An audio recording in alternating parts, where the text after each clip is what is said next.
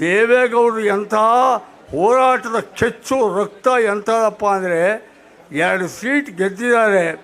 ಅವರು ನಮ್ಮಂಥ ಹುಡುಗರು ಕಟ್ಕೊಂಡು ನಡೆಯೋ ಹೋರಾಟಕ್ಕೆ ಹೋಗೋಣ, ನಮಗೊಂದು ಪ್ರತ್ಯೇಕ ರೈಲ್ವೆ ವಲಯ ಬೇಕು, ಕರ್ನಾಟಕಕ್ಕೆ ಒಂದು ಸಪರೇಟ್ ರೈಲ್ವೆ ಝೋನ್ ಬೇಕು, ನಡಿ ಬೆಂಗಳೂರು ರೈಲ್ವೆ ಸ್ಟೇಷನ್ ಮುಂದೆ ಹೋರಾಟ ಮಾಡೋಣ, ಹುಬ್ಬಳ್ಳಿ ರೈಲ್ವೆ ಸ್ಟೇಷನ್ ಮುಂದೆ ಹೋರಾಟ ಮಾಡೋಣ, ಬೆಳಗಾವಿ ರೈಲ್ವೆ ಸ್ಟೇಷನ್ ಮುಂದೆ ಹೋರಾಟ ಮಾಡೋಣ ಅಂಥೇಳಿ ಆ ವಯಸ್ಸಲ್ಲಿ ಯಾವುದೋ 2ನೇ ದರ್ಜೆ ಟ್ರೈನಲ್ಲಿ ಪ್ರಯಾಣ ಮಾಡಿಕೊಂಡು ನಮ್ಮಂಥ 100 ಯುವಕರನ್ನು ಕಟ್ಕೊಂಡು ಹೋರಾಟ ಮಾಡಿದರು. ಕಾವೇರಿ ವಿಷಯ ಬಂದಾಗ ಸುಮಾರು 3 ಲಕ್ಷ ಜನ ರೈತರನ್ನು ಸೇರಿಸಿ ಮೈಸೂರಿನಲ್ಲಿ ಅದ್ಭುತವಾದ ಹೋರಾಟ ಮಾಡಿದರು.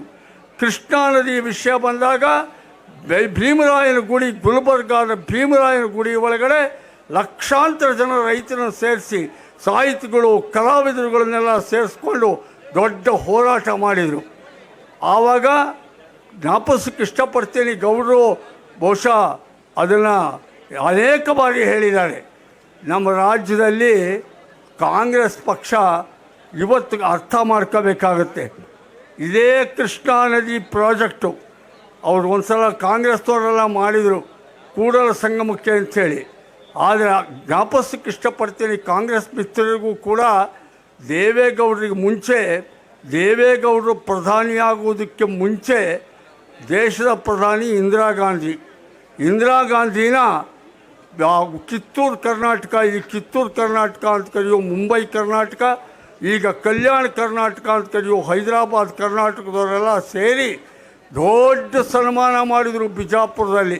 ತಾಯಿ ನಮಗೊಂದು ಸ್ವಲ್ಪ ದುಡ್ಡು ಕೊಡವ, ನಮ್ಮ ಕೃಷ್ಣಾ ಪ್ರಾಜೆಕ್ಟ್ಗೆ, ಕೃಷ್ಣಾ ನದಿಗೆ ಕೇಂದ್ರ ಸರ್ಕಾರದಿಂದ ದುಡ್ಡು ಕೊಡವ ಅಂಥೇಳಿ ಆಕೆನ ತಕ್ಕಡಿನಲ್ಲಿ ಕೂರಿಸಿ ಬಂಗಾರದಲ್ಲಿ ತೂಗಿ ಕಳಿಸಿದರು. ಆದರೂ ₹1 ಕೇಂದ್ರ ಸರ್ಕಾರ, ಅವತ್ತಿನ ಕಾಂಗ್ರೆಸ್ ಸರ್ಕಾರ ಕೊಡಲಿಲ್ಲ. ಅದೇ ದೇವೇಗೌಡರು ಪ್ರಧಾನಿ ಆದರು. ದೇವೇಗೌಡರು ಪ್ರಧಾನಿ ಆದ ತಕ್ಷಣವೇ ಅವ್ರಿಗೆ ಗೊತ್ತಿತ್ತು ತಾವು ನಡೆಸಿರೋ ಹೋರಾಟ. ನಾನು ರೈಲ್ವೆ ಝೋನ್ ಬೇಕು ಅಂತ ಹೋರಾಟ ಮಾಡಿದ್ದೆ ಕರ್ನಾಟಕಕ್ಕೆ ಅಂದರು. ಪ್ರಧಾನಮಂತ್ರಿ ಆದ ಒಂದು ತಿಂಗಳಿಗೆ ಆರ್ಡರ್ ಮಾಡಿದರು, ಕರ್ನಾಟಕಕ್ಕೆ ಪ್ರತ್ಯೇಕ ರೈಲ್ವೆ ವಲಯ, ನೈಋತ್ಯ ರೈಲ್ವೆ ವಲಯ ಅಂತ ಹೇಳಿ ಘೋಷಣೆ ಮಾಡಿ ಇವತ್ತು ನಾವೆಲ್ಲ ನೈಋತ್ಯ ರೈಲ್ವೆ ವಲಯ ಅಂತೇನು ಹೇಳ್ತಿದ್ದೀವಿ. ದೇವೇಗೌಡರು ರೈಲ್ವೆ ಸ್ಟೇಷನ್ ಮುಂದೆ ಹೋರಾಟ ಮಾಡಿದರು, ಪ್ರಧಾನಿಯಾಗಿ ಆರ್ಡರ್ ಮಾಡಿ ರುಜು ಮಾಡಿದರು. ಅದೇ ಕೃಷ್ಣ ಕಾವೇರಿಗೆ ದುಡ್ಡು ಕೊಡ್ತಿತ್ತಿಲ್ಲ ಕೇಂದ್ರ ಸರ್ಕಾರ. ಇಂದಿರಾ ಗಾಂಧಿ ಕರ್ಕೊಂಡು ಬಂಗಾರದಲ್ಲಿ ತೂಗಿದ್ರೂ ಕೊಡಲಿಲ್ಲ. ದೇವೇಗೌಡರು ಪ್ರಧಾನಮಂತ್ರಿ ಆದರು.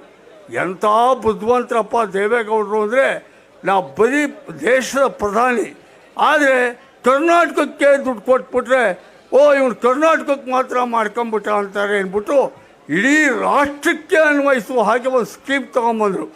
AIBP ಅಂತ ಒಂದು ಸ್ಕೀಮ್ ತಂದರು. ಅದರಲ್ಲಿ ಒಂದೊಂದು ಯಾವ್ಯಾವ ನೀರಾವರಿ ಯೋಜನೆಗಳು ನಿಂತಿದೆಯೋ ಅದೆಲ್ಲ ಪೂರ್ಣಗೊಳಿಸೋಕ್ಕೆ 1000 ಕೋಟಿ ಅಂತ ಕೊಟ್ಟರು. ಅದರ ಹಣೆ ಬರದವ ಬೇರೆ ರಾಜ್ಯಗಳದ್ದೇನೋ ಗೊತ್ತಿಲ್ಲ.